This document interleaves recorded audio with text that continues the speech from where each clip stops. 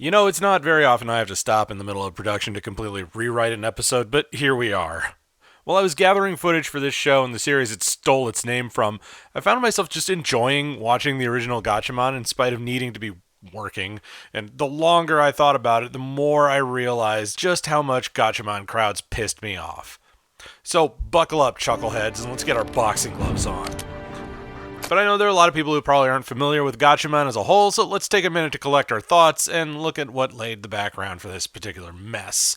Way back in 1972, Tatsunoko Productions created a show called Science Commando Gatchaman, Science Ninja Team Gatchaman, or Kagaku Ninja Tai Gatchaman, depending on what marketing team you're listening to. This was like a prototype Power Rangers, for lack of a better term, and followed on the heels of Cyborg 009 and American comic books. It was a runaway success, probably only rivaled by the Time Bokan series for Tatsunoko's most important franchise in the late 20th century. Gatchaman was the archetypal five-person band, with interpersonal character drama and tensions over how the team should fight Galactor, a terrorist organization bent on world domination. It was the 70s, after all, and it was a dirt simple concept, even for the time. The team consisted of Ken the Eagle, Joe the Condor, June the Swan, Junpei the Swallow, and Ryu the Owl. There are a couple of American adaptations of the material over the years, and there may just be a video about those specifically on this channel, wink wink. But what made Gatchaman matter and what got it 3 different series in succession is that it had impact. Things mattered to the scheme of the story, even if they were a little on the hokey side by modern standards. In the first episode alone, there's a sense of weight and danger and crisis behind their decisions and behind how they fight. This is a show from 1972 that had to be censored in the United States for violence. Think about that. Gatchaman Crowds, however, debuted in 2013 and has very, very tenuous connections to this original series, and frankly has more in common with Persona than it does those costume bird warriors. Yeah, we're getting weird. Instead of fighting monsters of the week in a colorful costume, this series goes with a lot more setup in the first 4 episodes and works its way through some sort of weird spiritual sensibility, like it's trying to be some kind of Sakura Wars knockoff. Let's get this out of the way. I'm super disappointed with this as something with the Gatchaman name on it. I've been pretty adamant in my belief that if you're going to use a name of something that's already established, then you should be thematically in line with the thing you're using. If this series changed a few names and called it something completely different, it'd be perfectly fine. It'd still suck, don't get me wrong, but it wouldn't make me nearly as frustrated. And especially with a name like Gatchaman, which has significance both in its home country and far abroad, this is far enough of a departure that I can't see what grounding it has in the source material. The core concepts around Gatchaman are wildly over the top, sure, but that's perfectly functional in service to the Monster of the Week storytelling with a sprinkling of interpersonal drama to go along with it. Instead, Crowds is so radically divorced from the original that it should have just been called something else. It takes the core idea of superheroes fight monsters and then front loads it with this weird modern Sentai toy tech, bizarre postmodern design aesthetic, and it's some fucking panda bear? To the point where it doesn't even feel like Gatchaman so much as it does a car wreck between Tiger and Bunny and, like, late series Digimon. That's not to knock Digimon or Tiger and Bunny because those shows are pretty damn good, but they exist in their own states because that's the way they work the best. In Crowds, nothing feels like it matters. Nothing has any meaning to it. There's no weight behind any of the stuff here. Yeah, I guess the world's in peril. Sure, whatever, I guess. Everybody just goes about their business. The characters aren't actually feeling like they're in any danger until they decide to beat up on the transcoded character, that is. Sorry, Rui. But yeah, the basic premise here is that Gatchaman is defending the Earth from an alien menace, but it's doing so with all these front-loaded caveats. The aliens in questions aren't remotely humanoid, save for Berg Kotz, and we'll tackle that particular can of worms in a moment. At our front, we've got Hajime, the newest member of this iteration of Gatchaman. No Science Ninja Team, no Science Commando Team, just Gatchaman. She's this weird Pollyanna-esque gal who's clearly a mismatch for this team and has a thing for making collages of which they try to make some sort of overarching point but fail because this show. Sugane is some sort of dutiful samurai sort of guy. He even has a katana as his primary weapon. As you can imagine, these two don't particularly match well. Joe Hibiki is a hard-drinking smoker loner type, and he plays darts and gets his ass beat. Utsutsu has a problem wearing clothes while in the base for reasons, and she's always dozing off. OD is just a Liron, down to the eyebrows and the wispy look. And Paimon is Panda Morgana with a worse attitude. OD and Paimon are completely worthless and should have been left on the cutting room floor. And finally, JJ, this weird sage who's responsible for their whole mission, is just kind of there. Everything is just there. Everything is extant, but there's no necessity or meaning to it. It's not even a pale imitation. It's just some shosh that would never get made if it didn't have a recognizable name attached to it. Arguably, Rui is pretty much the real main character, to the point where the Gatchaman are like side characters in their own show. Now, Rui made this Faustian bargain with Berg Katza to create Galax, which can spin up creatures called crowds, which are piloted by people who are part of the 100. Like, they're Facebook power users, essentially, plucked from people that Rui finds trustworthy.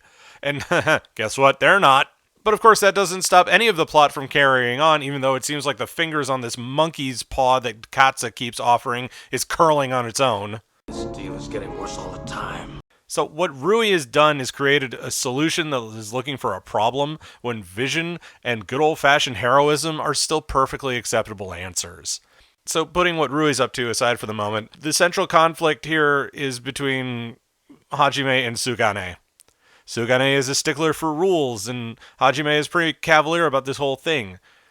When they take to the field to try and fight the mess, which is what they called the weird tesseract thing that they get in a fight with, Hajime is the first one to try and communicate with the critter.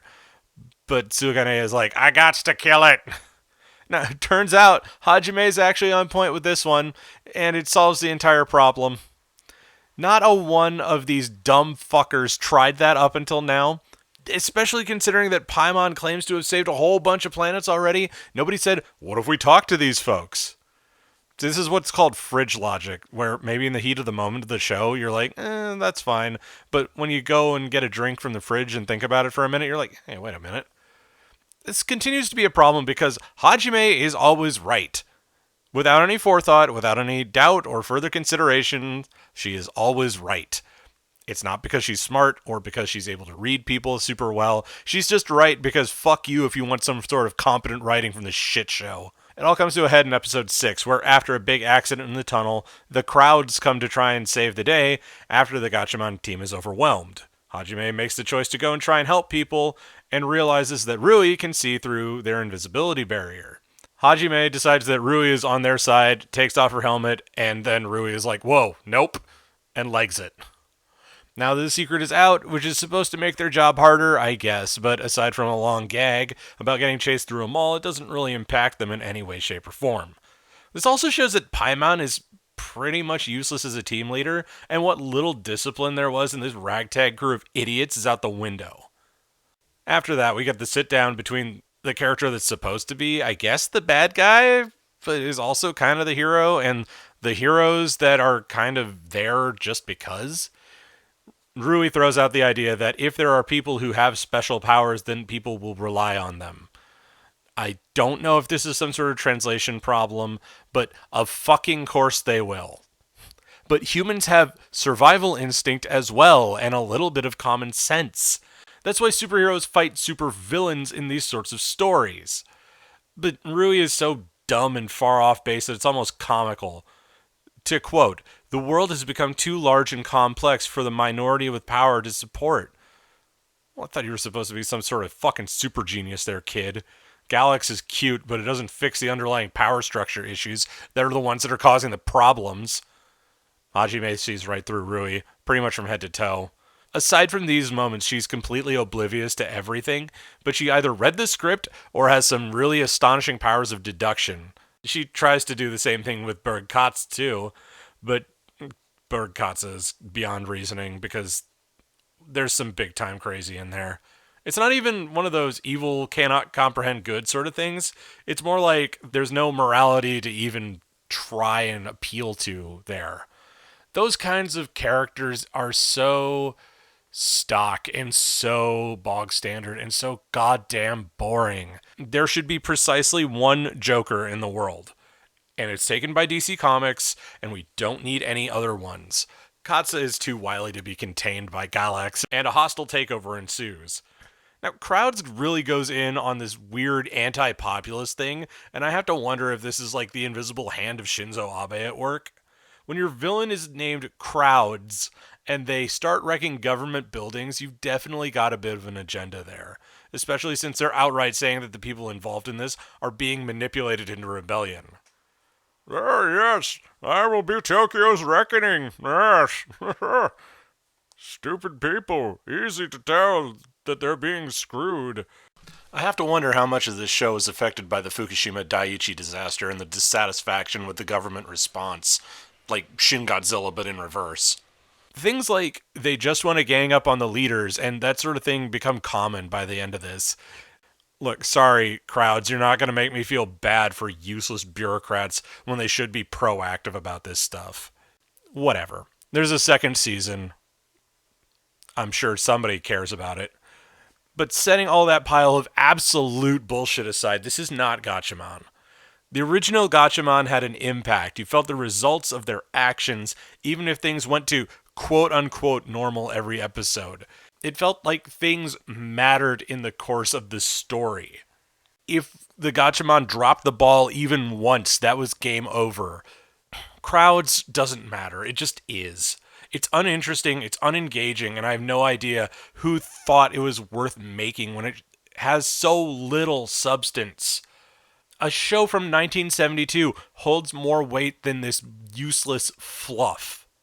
Looking at this show and its second season, it just boggles my mind entirely how anybody could think that any of these story beats were interesting, how anybody could get involved or invested. It's just such a nothing series.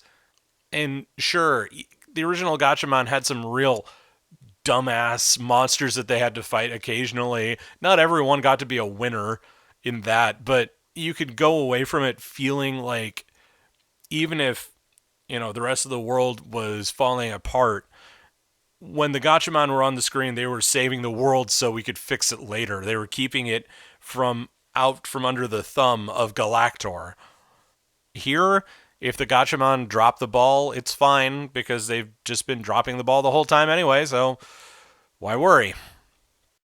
This isn't even getting into the animation or the CG shit show that the Gatchaman turn into. Now, I hate CG animation, and that's nothing new.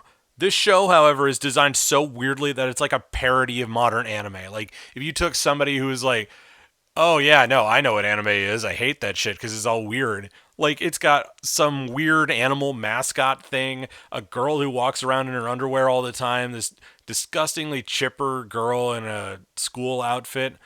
What throws me the most is that it feels like an AI designed it, or maybe it was designed by the same aliens who show up in this story. Where Gatchaman 72 is the story of 5 exceptional people who go and fight this secret war, Gatchaman Crowds is like propaganda for fall in line and never stand up against, government oppression. Like, if I didn't know better, I'd say it was some sort of weird alien psyop. Like so many shows that are trying to make bank off of a name in the modern era, it's forgotten its legacy. Or more than that, it never cared that it had a legacy to begin with, and ended up with this worse than fanfiction garbage to carry on the name. And I know some of you are like, oh, har har, Prof likes his old anime better than the new stuff. Boomer otaku, har har, la, la, la. But like, seriously, this show's fucking embarrassing. If you're going to try and tell a story, why would you go so hard to undercut any and all meaning that could be gleaned from it, and then follow it up with this weird pro-status quo everything when you can try and tell a story worth telling? Gatchaman 72 was so full of subtext and conflicting viewpoints and how that all played out between the characters, and now this comes along and it's just, yep, Hajime is right all the time. Anyway, yeah, I'm going to go back and I'm going to watch all of Gatchaman and enjoy it, and I'm going to try and drink to forget that crowds existed. That being said, this is Professor Otaku, the greatest American anime critic, signing off.